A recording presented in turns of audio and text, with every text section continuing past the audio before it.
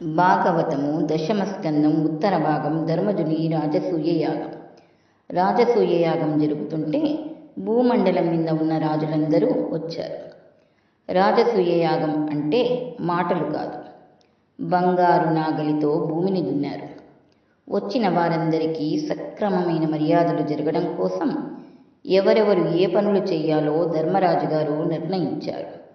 కర్ణుడికి ఒకరికి దానం ఇవ్వడం అంటే పరమ సంతోషం.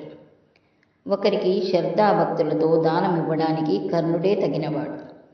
కర్ణుడికి పాండవులకి పడదు. కానీ ఒక మంచి పని జరుగుతున్నప్పుడు ఆ మంచి పని సక్రమంగా జరగడం కోసం రాజసూయ యాగంలో దానములు చేయడానికి ధర్మరాజు గారంతటి వాడు కర్ణుణ్ణి నియమించాడు. పదవులు ఎంత నిష్పక్షపాతంగా ఇచ్చాడో చూడండి. వంటశాలలో ఉండి రుచికరమైన పదార్థములను తయారు చేయించమని తమ్ముడైన భీమసేనుడికి పురమాయించి భీమసేనుణ్ణి వంటశాలలో పెట్టాడు. వచ్చిన వాళ్లల్లో పరమ పూజ్యనీయులైన వాళ్ళు ఉంటారు. వాళ్ళు అక్షింతలు వేయడానికి వస్తే ఇంటి యజమాని వారు ఆశీర్వచనం చేసి వెళ్ళిపోయే వరకు వారి పక్కన ఉండి వారికి సపర్య చేసి వారికి ఏమి కావాలో చూడడానికి బాధ్యత కలిగిన ఒక వ్యక్తిని పెట్టాలి. ఈ పనికి కృష్ణ పరమాత్మ దగ్గర అర్జునుని పెట్టారు. యాగమునందు వైదిక క్రతువులలో వాడపడే సమస్త పదార్థములను వాళ్ళు ఎక్కడ ఏది అడిగితే సిద్ధంగా అందించడానికి వీలుగా ఆ బాధ్యతను నకులుడికి అప్పగించాడు. వచ్చిన వాళ్లలో నారద మహర్షి, అత్రి మహర్షి వంటి దేవగురువులు ఉంటారు. వారిని పూజించడానికి తమ్ముడైన సహదేవుణ్ణి వినియోగించాడు. భోజన పంక్తిలో రుచులూరించే పదార్థములను తెప్పించి చక్కగా వడ్డన జరిగేలా అంత అందంగా రాజసూయ యాగ క్రతువు జరిగింది. అంత గొప్ప యాగం పూర్తయిన తర్వాత చివర అక్కడ ఉన్నవారిలో జ్ఞానం చేత వృద్ధుడైన వారిని ఎంచి ఆయనకు అగ్రపూజను చేస్తారు. ఇప్పుడు సభలో అగ్రపూజను ఎవరికి చెయ్యాలి అన్న ప్రశ్న వచ్చింది. అక్కడ ఎందరో ఋషులు, మహర్షులు, దేవగురువులు, ఎందరో రాజులున్నారు. అంతమంది గొప్పవారు ఉన్న సభలో అగ్రపూజ ఎవరికి చెయ్యాలి అని ధర్మరాజు గారు ఆలోచన చేస్తున్నారు. అప్పుడు వయసులో చిన్నవాడైన బుద్ధిలో బృహస్పతి అయిన సహదేవుడు లేచి, అన్నయ్య, అగ్రపూజ చేయడానికి ఎవరు తగినవాడు అని ఆలోచిస్తున్నావా? కృష్ణుడు అర్హుడు అని సూటిగా అనలేదు. కానీ సహదేవుడు కృష్ణుని ఉద్దేశించి, అన్నయ్య, ఈయన ఈశ్వరుడు. ఇక్కడ నిలబడిన ఈయనే బయట వెళ్ళిపోతున్న కాలరూపం. ఒక ప్రదేశంలా ఎక్కడికక్కడ కనపడుతున్న ఈ సమస్త భూమండలం ఆయనే. ఇప్పుడు నువ్వు చేసిన యాగం ఆయనే, ఆ యజ్ఞము ఆయనే, చేసినవాడు ఆయనే. ఇన్నిగా వెలుగొందుతున్న ఈశ్వరుడు ఈవాళ్ళ మన కళ్ళెదుట మన మాంసనేత్రములతో చూడడానికి ఎదురుగుండా వీలైన రీతిలో రక్షకుడై సర్వకాలముల యందు పాండవులు బాగుండాలని కోరుకున్నవాడై యాగమునకు వచ్చి నిర్వహించి జరాసంధుని వధ చేయించిన మహాపురుషుడు ఎవరు ఉన్నారో ఆయన ఇక్కడ కూర్చొని అండగా ఉండగా ఇంకా ఎవరని వెతుకుతారు? ఆయనకు అగ్రపూజ చెయ్యండి అన్నాడు. ఈ మాట చెప్పేసరికి ధర్మరాజు గారు పొంగిపోయారు. మాట చెప్పడం కాదు, చెప్పే మాట ఎదిరించలేనిదై ఉండాలి. అది ఆవిష్కరణ అంటే. కృష్ణుడు ఎవరో చెప్పాడు. కృష్ణుణ్ణి సరిగ్గా అర్థం చేసుకున్నాడు. ఎంత జ్ఞానియో సహదేవుడు చూడండి. అలా చెప్పగానే ధర్మరాజు గారు ద్రౌపదీదేవిని తీసుకుని బంగారు జలపాత్రను చేతిలో పట్టుకొని కృష్ణుని వద్దకు వెళ్ళారు. 5 అన్నతమ్ములు, ద్రౌపదీదేవి, కుంతీదేవి అందరూ వెళ్ళి కృష్ణ పరమాత్మ పాదముల దగ్గర కూర్చుని ఒక బంగారు పళ్ళెంను తీసుకువచ్చి ఆయన కాళ్ళ కింద పెట్టారు. ద్రౌపదీదేవి బంగారు పాత్రలోంచి నీరు పోస్తుంటే కృష్ణ పరమాత్మ కాళ్లను కడిగారు. ధర్మరాజు గారు కాళ్ళు కడుగుతుంటే 4 అన్నతమ్ముళ్ళు పుష్పములు వేస్తూ నమస్కరిస్తూ కూర్చుంటే ద్రౌపదీదేవి నీళ్లు పోస్తుంటే ఆ కృష్ణ పరమాత్మ కాళ్ళు కడిగి పళ్ళెంలోకి వచ్చినటువంటి ఆ పాద ప్రక్షాళనా జలంను తీసుకుని ధర్మరాజు గారు తన శిరస్సు మీద చల్లుకొని తదుపరి కుంతీదేవి శిరస్సు మీద ద్రౌపదీదేవి శిరస్సు మీద తమ్ముళ్ల శిరస్సుల మీద చల్లారు.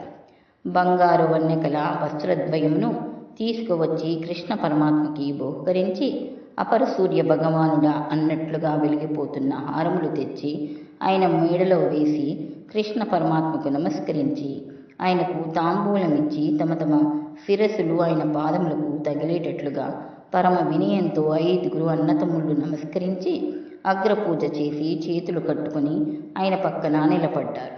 సభలో ఉన్న వాళ్ళందరూ పొంగిపోయారు. కానీ మూడినవాడు ఒకడు ఉంటాడు. వాడికి ఈశ్వర ధిక్కారం ప్రారంభం అవుతుంది. అప్పుడు శిశుపాలుడు లేచి, ఈయన గోపాలుర కుటుంబంలో పుట్టాడు. యథార్థమునకు ఆయన ఎక్కడ పుట్టాడో ఎవరికీ తెలియదు. కొంతమంది ఇతడు దేవకి వసుదేవులకు పుట్టారని అంటారు. చాలామంది ఇతడు కళ్ళు తెరిచేసరికి యశోదానందుల దగ్గర ఉన్నాడని అంటారు. ఈయన కులము తెలియదు, ఈయన గోత్రము తెలియదు, వావి వరుసలు లేవు. ఎంతమంది గోపకాంతలతో రమించాడో, ఎంతమందితో తిరిగాడో ఇది నడువడి అని చెప్పడం కుదరదు. అలా ప్రవర్తిస్తూ ఉంటాడు. మాన మర్యాదలు ఎరగనివాడు. ఇటువంటి వానికి అగ్రపూజ చేయడమా? సభలో వీనికన్నా తగినవారు లేరా? కృష్ణుడికి అగ్రపూజ ఏమిటి?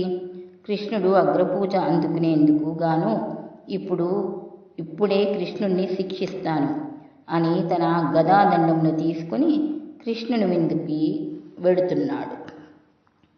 కృష్ణ పరమాత్మ వీణ్ణి చూసి ఒక చిరునవ్వు నవ్వి వెంటనే సుదర్శన చక్రమును స్మరించి ఆ చక్రమును శిశుపాలుని మీదికి ప్రయోగించారు. అప్పటికి శిశుపాలుడు చేసిన 100 తప్పులు పూర్తయిపోయాయి. 100 తప్పుల వరకు కాపాడుతానని మీనెత్తకు మాట ఇచ్చాడు. ఇప్పుడు శిశుపాలుడు చేసిన అధిక్షేపణతో 100 తప్పులు పూర్తి అయిపోయాయి. సుదర్శన చక్రమును ప్రయోగించగానే అది శిశుపాలుని కుత్తుకను కత్తిరించి కింద పడేసింది. అతని తల కింద పడిపోగానే సభలో ఆహాకారాలు మిన్నుముట్టాయి. అందరూ కూడా దుర్మార్గుడైన శిశుపాలుడు కృష్ణ పరమాత్మ జోలికి వెళ్ళి మరణించాడు అన్నారు. తదనంతరము పాండవులందరూ అవభృద స్నానమును చేశారు. యాగమంతా పూర్తయిపోయిన తర్వాత యాగకర్తలు అందరూ వెళ్ళి స్నానం చేస్తారు. అలా చక్కగా వారంతా అవభృద స్నానం చేసి తిరిగి వచ్చారు. ధర్మరాజు గారు పరమ సంతోషంగా రాజ్యం ఏలుతున్నారు. కృష్ణ పరమాత్మ తిరిగి ద్వారకా నగరమునకు చేరుకుంటున్నారు. శ్రీకృష్ణుడు సాల్వుణ్ణి దంతవక్రుణ్ణి చంపుట. ఈలోగా సాల్వుడు అనబడే రాజు కృష్ణ పరమాత్మ మీద పెంచుకున్న ఆగ్రహం చేత పరమశివుని గురించి ఘోరమైన తపస్సు చేశాడు. రోజుకు గుప్పెడు మట్టి మాత్రమే తినేవాడు. కడుపులో కార్పణ్యం పెంచుకున్నవాడు. ఎంత తపస్సు చేస్తే మాత్రం ప్రయోజనం ఉంటుంది? పరమశివుడు ప్రత్యక్షమై వరమును కోరుకోమన్నాడు. అప్పుడు సాల్వుడు తన ఇష్టం వచ్చినట్లుగా తిరిగే విమానం కావాలని పరమశివుణ్ణి కోరాడు. అప్పుడు పరమశివుడు మయుడిని పిలిచి ఒక విమానమును నిర్మింపచేసి సాల్వునికి ఇచ్చాడు. ఆ విమానమునకు సౌభకము అని పేరు.